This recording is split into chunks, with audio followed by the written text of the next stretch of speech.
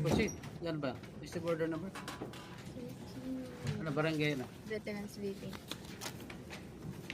Punong barangay Landingin. Yes, recognize po. Sa pag-ipupo po kanina pa ako dito, nakita po namin yung mga pagkakamali po namin. Natututo po kami. Maraming salamat po. Dapat pala ho, tuwing may hearing nandito kami para natututo po kami. So I also heard kayo lang na we have to submit all the executive orders within 3 days. At saka yung iba pang mga pinapasa po namin dapat within 10 days. So we're sorry for that. Naghahain po kami ngayon ng mga executive orders po namin na matagal na pong nagawa. Pero hindi namin naipasa po na nasa tamang oras. Hinahabol niyo, Kapitana. Seal of Good Housekeeping, ha? Siguro po, siguro po. 2026. Attorney, lahat po kami siguro. Hindi, pero ako pinakamaganda talaga incentive para magbasa talaga yung validity. Kasi lumalabas kapag hindi mo sinabmit doon sa prescribed period, di ba? Hindi valid yung Hindi valid. yung executive order. Kapag may nag-implement natin tapos may nag-question, lagi ko sinasabi yun, yung may mga pilosopo, di ba tayo yung mapapahamak po yun. Tama po, Consi. And inaali naman po namin yung mga kapulangan po namin. Sa tagal ko kaninang nakaupo pa dito, tawa po ako ng tawa. Kayo Kami natin kayo po. yung huli. Opo, kaya marami ho ako natutunan kanina pa ho. Kaya nagko-confer kami ng secretary. Kung makinig ka maigi, ang dami nating mali. Madam Chair, I move that we omnibussly discuss Executive Order numbers 1 to 12, all series of 2025 of Barangay Veterans Village. Second. There's a motion to omnibussly discuss all executive orders of Barangay Veterans Village. Duly seconded, we now omnibussly discuss all executive orders. Muli po magandang umaga. Kaya po kami nagpasa ng mga reorganization ng aming mga kailangang i-reorganize ay dahil po maraming nagbagong mga tao, may mga nag-resign, may mga bago po kami mga members. So kailangan po namin mag-reorganize. Yun po ang dahilan kaya kami nagpasa po dito. At marami po talaga kami natutunan. Wala din mong attestation po dito sa aming Pirmahan na ngayon. secretary. Magmo 1 minute recess, pirmahan niyo na po. 1 minute recess. Yun yung sa issue talaga nun, di ba? Maraming salamat po. Natuto po talaga kami. Maraming salamat po. Opo. Ay sige sir, sa copy nyo na lang. May penalty po. Buti na lang ko May last penalty po yun, Kapitana. Opo. Kasi kayo yung huli, kayo yung walang attestation. Actually, yung prescription period, di ba? Pinag-usapan no, na huwag maging strict kasi kung gagawin strict, Walang wala ma-approvean. kami i-accept. Kasi, Opo. di ba, 3 days, within 3 days, Tama tapos po. within 10 days, yung ordinance naman. Lahat Kapag po ito magiging wala. strict, automatic. Wala na. Lahat. Strike. Opo, maraming salamat. Outright Kailangan talaga siguro rejection. yung attestation. Oo. Opo. Kaya nga ho, sabi ko, buti na lang huli tayo kasi yung na-absorb ho namin ngayon kung ano yung mga mali, kung ano yung mga dapat baguhin po. And thank you for that po. District 1 kasi ito, kung yan. No, kung hindi ka pwede, Kapitan, tinumulan natin sa party list. Thank you po.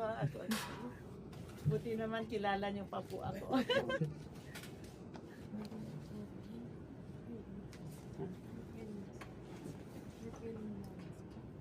Oo, ma'am niya. Okay, so sige, tuloy-tuloy na lang tayo muna, Kapitana, habang nagkuhan siya. Yeah, nga, i-resume ko nga. Move that we resume, Madam Chair. Tuloy-tuloy lang po discussion. Opo.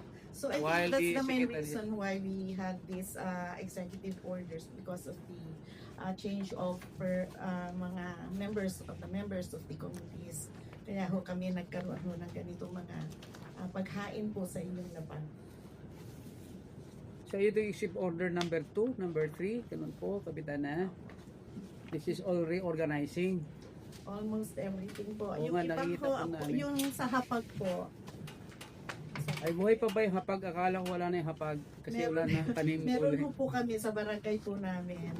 Meron ho kaming hapag. So, this is an executive order appointing Kagawad Ronel Luwalhati to be the chairman of the environment as halina't magtanim ng prutas at gulay sa barangay project as a focal person, yung tinatawag po natin HAPAP.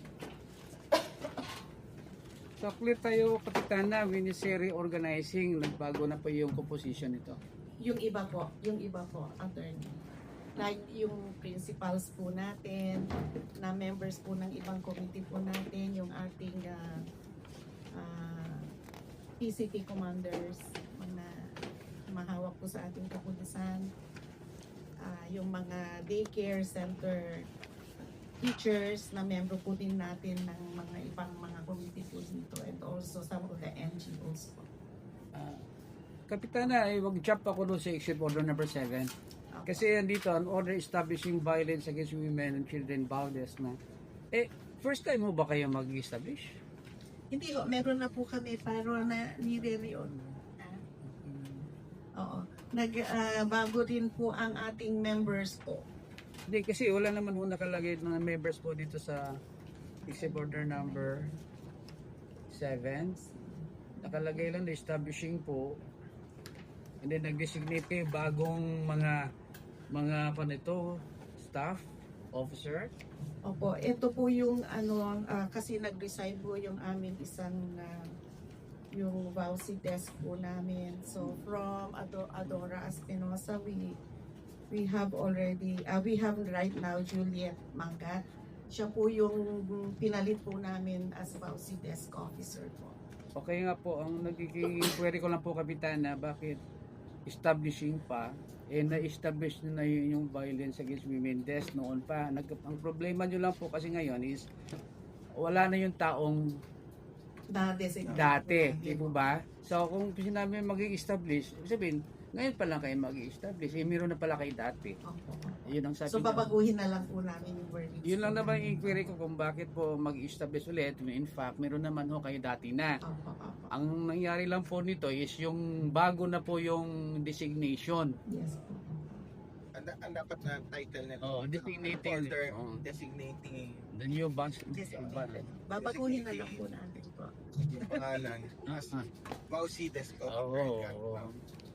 Baguhin na lang po namin konsi at saka attorney. Okay, sige. So we will Noted change na this tayo and dito po ha. Kasi napansin ko isasubmit na po namin the soonest possible time. po. Yun lang naman. Ito naman pong section 9. Except order number 9.